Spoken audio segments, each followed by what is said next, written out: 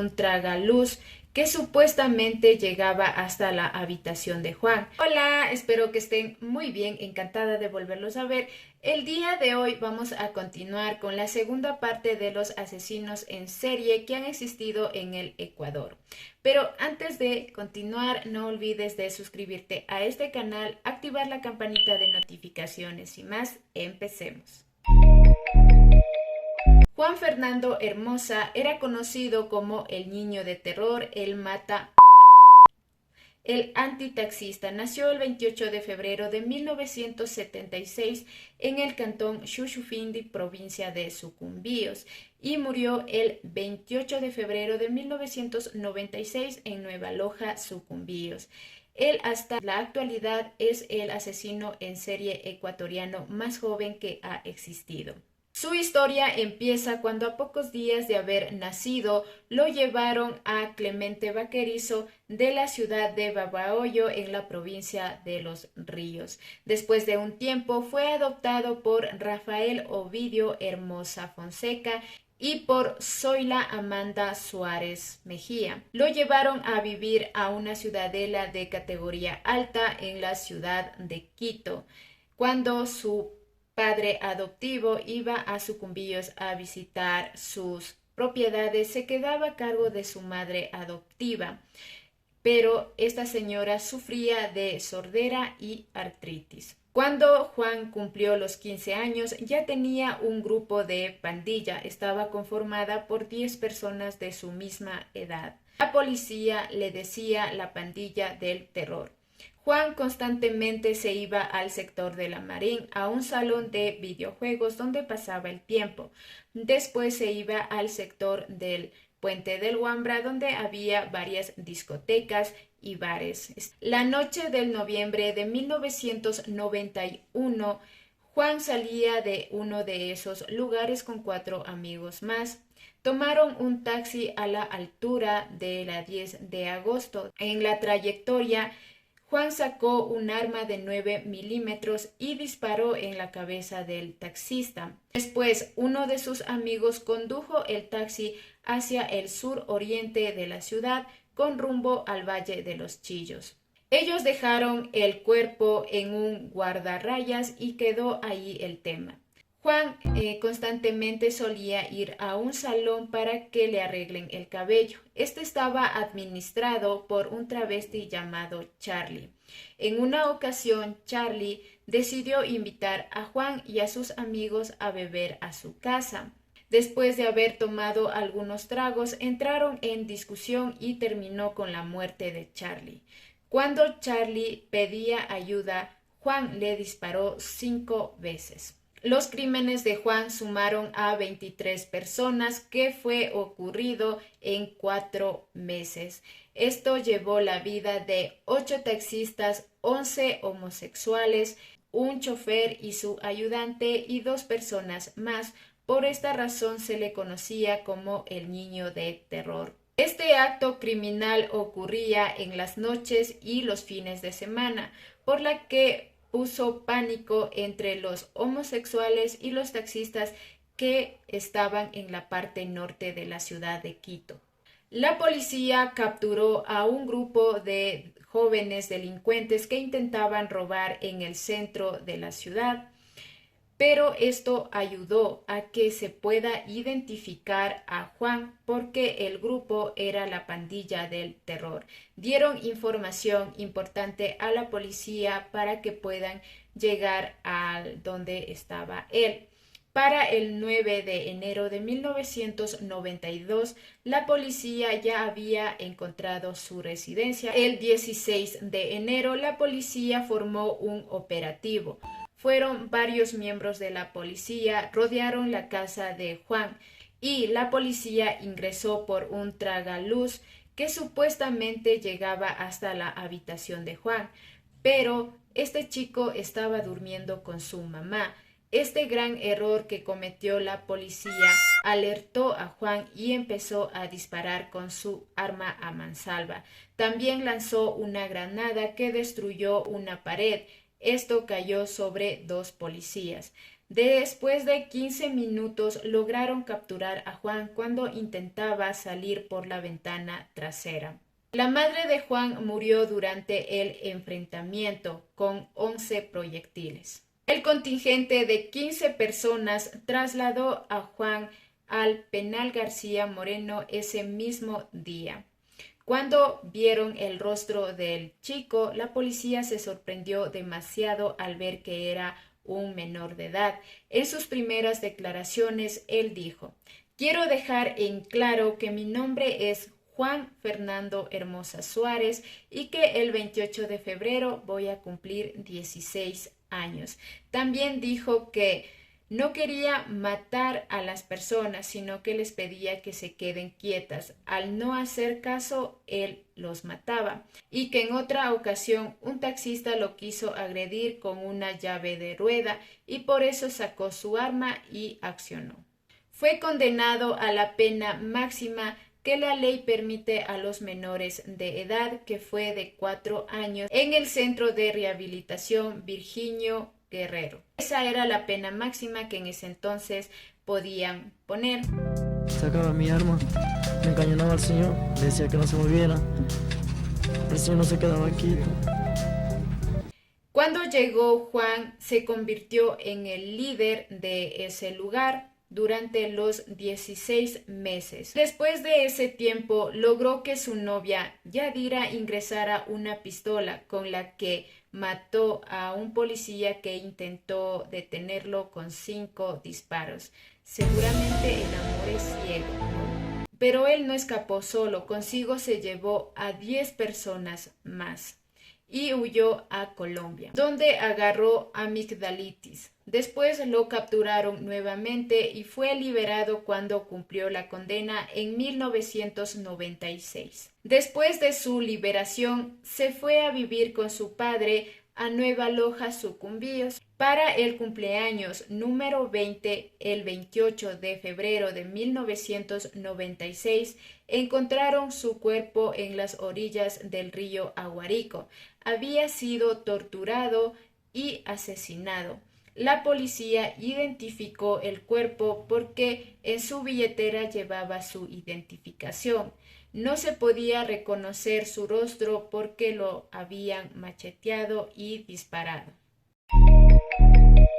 Pedro Alonso López es conocido como el monstruo de los Andes y también como el estrangulador.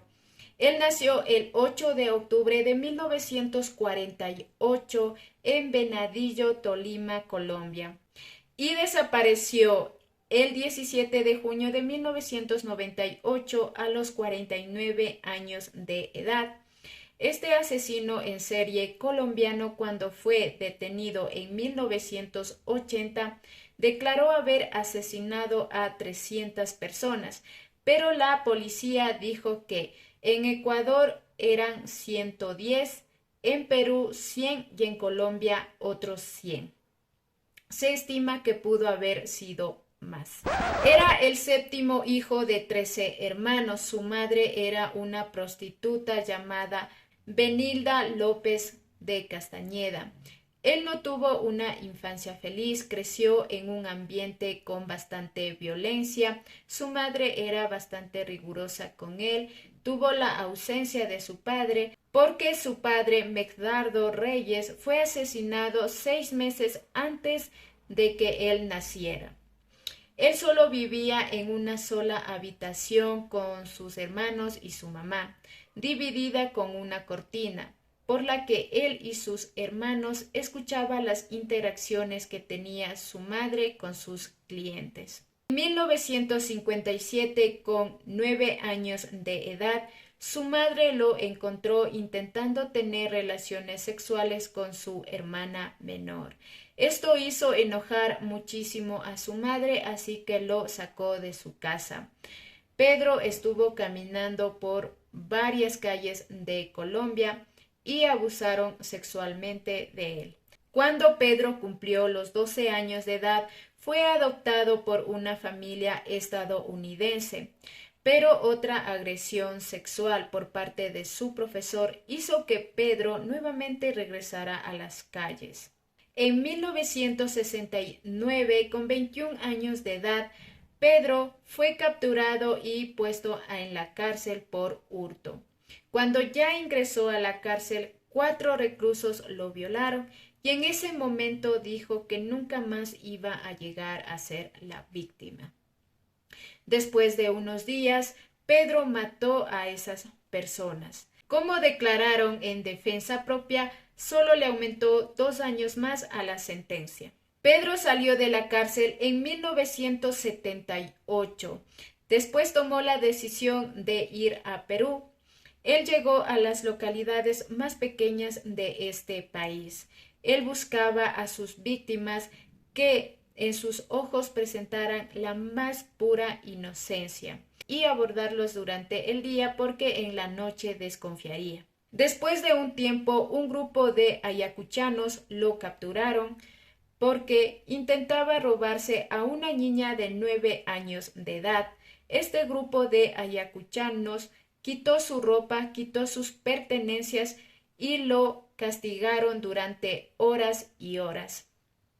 Después tomaron la decisión de enterrarlo vivo, pero la suerte estaba del lado de Pedro porque un misionero americano intervino y dijo que él era impío y que tenía que entregarle a las autoridades. Los ayacuchanos tomaron esta decisión y entregaron a los policías. Ese fue un gravísimo error, porque las autoridades judiciales y policiales no investigan casos de pequeñas tribus. Entonces el gobierno peruano decide deportar a Pedro a Ecuador. Pero Pedro, recordemos, era colombiano, entonces debía haber entregado a las autoridades de Colombia. Días después de la inundación de Ambato en 1980, una persona de esta ciudad llamada Cavirna Poveda salió con su hija María de 12 años de edad a hacer compras a un supermercado. Cuando ellos estaban cerca, un hombre se acercó y quería robarse a la niña, pero inmediatamente la señora pidió ayuda y comerciantes que se encuentran cerca de este lugar la ayudaron. Lograron capturar y retener a Pedro hasta que la policía llegara. Una vez en la oficina principal de la comisaría, Pedro no colaboró absolutamente nada, no respondió ninguna de las preguntas que se le hizo. Después, la policía pensó que debían hacer más estrategias y uno de ellos recomendó llevarle un cura para que pueda hablar. Y así lo hicieron. Llevaron al cura Córdoba Gudino, quien ingresó a su celda y Pedro inmediatamente empezó a hablar con él hasta el día siguiente. Él le había contado cosas tan aterrorizantes que este cura dijo que por favor lo saquen de la celda inmediatamente. En 1980 se le declaró culpable a Pedro Alonso López por asesinato múltiple. Se le dio la pena máxima, que entonces era 16 años de cárcel. Cuando se le preguntó qué hacía con las víctimas, él dijo que primero las violaba, después las estrangulaba mientras miraba sus ojos fijamente. Estuvo preso en Ecuador hasta 1994. Después de eso, fue entregado a Colombia por extradición. En su país lo encerraron en un hospital psiquiátrico. Años después, en 1998, fue declarado sano y dado en libertad. Al momento no se sabe del paradero de Pedro, pero cuando él fue capturado, un grupo de padres de familia dijo que si él salía en libertad iban a tomar acción por sus propias manos, y se cree que fue ejecutado ilegalmente, pero su madre no lo cree así, porque según ella dice que cuando una persona cercana se muere, su espíritu se revela, algo que no ha pasado con Pedro. La Interpol lo busca desde el 2002 por el asesinato de 350 personas. En el 2012, en la ciudad Tunja del departamento Boyacá, fue asesinada una niña llamada Andrea Marcela García Buitrango. Y en el año 2013, un programa de televisión dijo que pudo haber sido Pedro por las características del crimen, que se asemejan al asesinato de Ana Flor Sánchez. Ella fue la primera víctima del monstruo de los Andes. ¿Tú le mataste? Sí, porque me tenía solucionado bajo amenaza de muerte, que si lo delataba, que él me mataba. Pero Jorge Patiño, eres tú mismo, decía. No, padre, yo todo no solo que para servir. Hasta aquí el video. ¿Qué opinan ustedes de estas personas? Y gracias por estar aquí. Y no olviden de quererse muchísimo, de amarse mucho y cuidarse también. Hasta luego. Chao.